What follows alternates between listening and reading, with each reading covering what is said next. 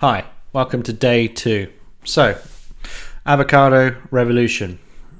I thought I'll just have a quick chat just to explain how I quit my job and why I quit my job, and just give you a bit more of a background and how I actually got started. So, because as you probably appreciate, if you've started on the journey, the hardest thing is actually starting to get momentum.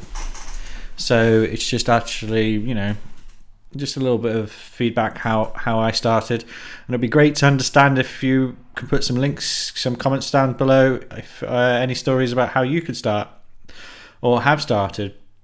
So generally, if you're currently employed, I was currently employed as an engineer. I was working for a company, a really nice sort of small company at the time, but I really just did not get on with the manager.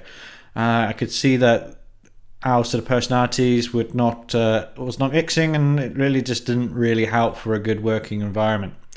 So after being completely stressed out of my mind, things falling apart, and the actual motivation technique that he had was literally just be more motivated, I decided it was enough. And so after I waited up until our wedding, so I had an extended sort of leave of absence after my wedding to have a lovely honeymoon, and then once we got back from the honeymoon, I started my company.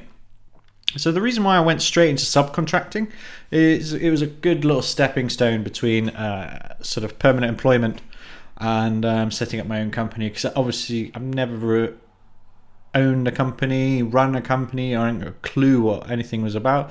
I mean, I did do management at university, but let's be honest, it's useless. So it was, it tells you about the books and stuff, but it doesn't tell you about anything else, how to actually start a business. It just kind of assumes that you actually know, one's been going for a while.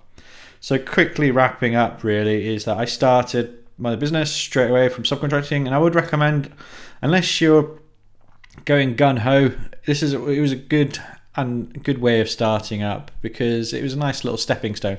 I hadn't actually had any sort of contacts previously, so I literally just quit my job and literally started with nothing to show for it. I would very much recommend anyone to save up at least 6 months worth of expenses.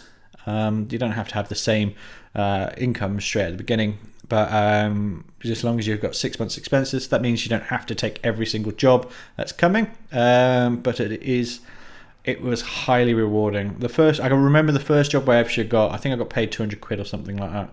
And it was one of the sort of it was a really good feeling that you've actually brought in some work. It's completely different to being an employee. You turn up to work, you get paid, you think that's what you're going to do, but it's got a different story coming back from doing some work, getting paid from a client, and it was absolutely, and having a very happy client. It was a really good and enthusiastic thing. I would very much recommend anyone from time concept to getting paid for the first bit of work you're doing. I think you should try and minimize it as quick as possible, even if it's only a little bit, because it just really validates that you're doing the right thing. Next is moving forward. I mean, because none of my friends have actually set up a business. Most people all my friends were actually employed, not self-employed, but fully employed. So I didn't really know where to start. So I found really one of the key recommendations I would do. Well, my first recommendation, if you want to quit your job, is make sure you hate your job at the beginning. So you make sure that when tough times do get tough, you can the worst comes to the worst is that you actually you can go back into employment. Second one is to take up reading. I'm highly dyslexic, so that doesn't really work that well for me. But what I use is Audible, and Audible, get the app for it. I haven't got a link yet for it. Get the app, download all the decent books. As a part of this sort of channel, I'm going to be starting to do my own sort of book, I wouldn't say book reviews, but book comments, because I want to Sorry about that. Computer's messing up. So what I was saying is I'm going to start doing a little bit more reviews, because not want to say reviews, but more like a takeaway, I'm going to call it, because I've read a hell of a lot of books by now and I found it very useful, but they all start to merge into one. So I want to take a little bit of time to sort of meditate on it and to pull out, sort of make sure I don't forget the sort of lessons I learnt from that. So the best thing is Audible books to actually listen to, sort of thing. And also there's lots of podcasts out there that also as sort of used for inspiration. I'll put a list eventually together. That might be another sort of section. The idea is these ones are just quick and useful. If you have any questions, feel free to answer a question below. I'll be more than happy to get back to you. Cheers.